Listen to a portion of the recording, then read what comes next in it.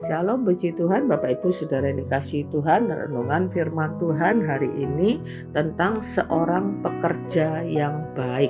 Kita akan membaca dari surat 2 Timotius 2 ayat yang ke-15. Usahakanlah supaya engkau layak di hadapan Allah sebagai seorang pekerja yang tidak usah malu, yang berterus terang memberitakan perkataan kebenaran itu. Bapak Ibu Saudara yang dikasihi Tuhan, setiap orang percaya seharusnya sadar sepenuhnya bahwa ada tanggung jawab yang Tuhan percayakan kepada kita sebagai pekerja-pekerjanya. Disebut pekerja artinya adalah orang yang bekerja. Ada sesuatu yang harus kita kerjakan, bukan sekedar menjadi orang percaya mengikut Yesus, mendapatkan mencari berkat, tetapi ada tanggung jawab pekerjaan. Karena itu kita tidak boleh bermalas-malasan atau santai. Mengapa kita harus bekerja? Di dalam Yohanes 5 ayat yang ke-17 Yesus mengatakan, karena Bapakku bekerja sampai sekarang, maka aku pun bekerja juga. Jadi Bapak Yesus itu sampai sekarang bekerja. Tugas pekerjaan Tuhan adalah bekerja untuk memberitakan Injil dan kebenarannya, seperti yang tertulis dalam 2 Timotius tadi. Katakan sebagai seorang pekerja yang tidak usah malu berterus terang memberitakan perkataan kebenaran. Jadi tugas utama kita sebagai pekerja-pekerja Tuhan adalah memberitakan Injil dan kebenarannya kepada semua orang. Yang dimaksudkan pekerja Tuhan bukan hanya mereka yang menyandang gelar sarjana teologia, kemudian memegang jabatan resmi dalam keorganisasian gereja sebagai gembala, sebagai pendeta, penginjil, full-timer, guru-guru sekolah teologia, dan sebagainya. Tetapi setiap orang yang mengakui Kristus sebagai Tuhan atau Tuan di dalam hidupnya, maka kita ada di dalam posisi sebagai hamba atau sebagai seorang pengabdi dari Tuhan. Syarat menjadi pekerja Tuhan tidaklah mudah memang. Ia harus memiliki kehidupan seperti yang Tuhan mau. Karena itu Rasul Paulus meminta Timotius untuk memberi nasihat kepada jemaat yang dilayaninya. Di dalam 2 Timotius 2 ayat yang ke-14 dikatakan, ingatkanlah dan pesankanlah semuanya itu dengan sungguh-sungguh kepada mereka di hadapan Allah, agar jangan mereka bersilat kata, karena hal itu sama sekali tidak berguna, malah mengacaukan orang yang mendengarnya. Rasul Paulus juga berpesan di dalam 2 Timotius 2 ayat yang ke-22, jauhilah nafsu orang muda, kejarlah keadilan, kesetiaan, kasih, dan damai bersama-sama dengan mereka yang berseru kepada Tuhan dengan hati nurani yang murni. Jadi ini adalah langkah untuk menjadi pekerja yang bisa dipakai Tuhan.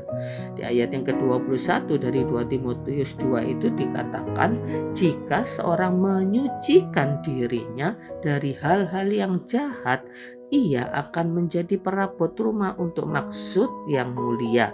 Ia dikuduskan, dipandang layak untuk dipakai tuannya, dan disediakan untuk setiap pekerjaan yang mulia.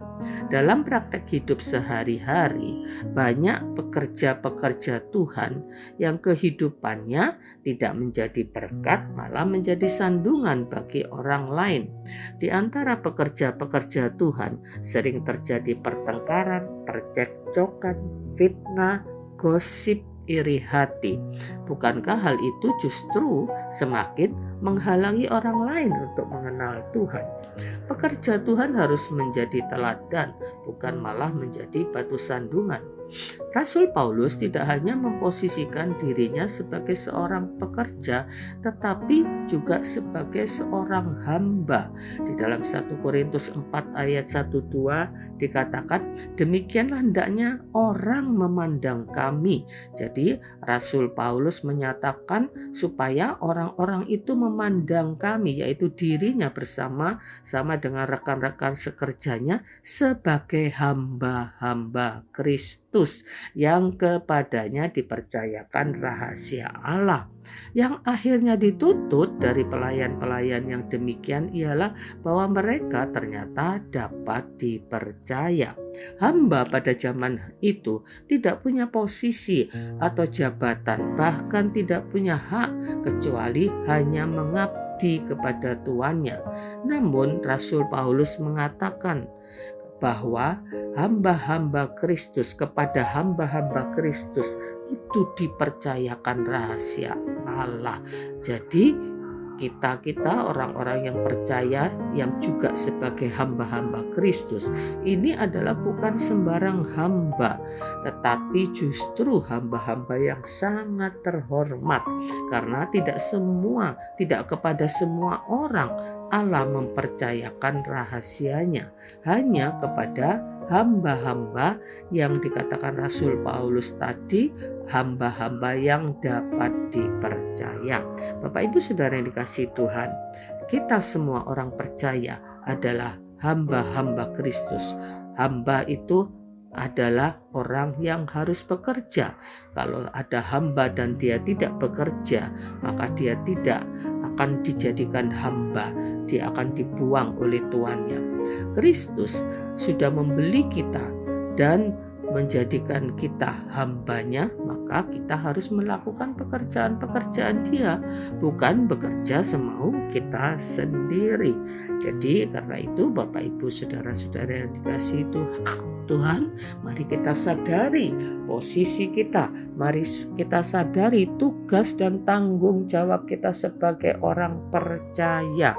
Mari kita sungguh-sungguh menjadi hamba-hambanya Tuhan, pekerja-pekerjanya Tuhan yang melakukan pekerjaan Tuhan, dan pekerjaan utamanya adalah menyampaikan kabar baik, menyampaikan berita Injil.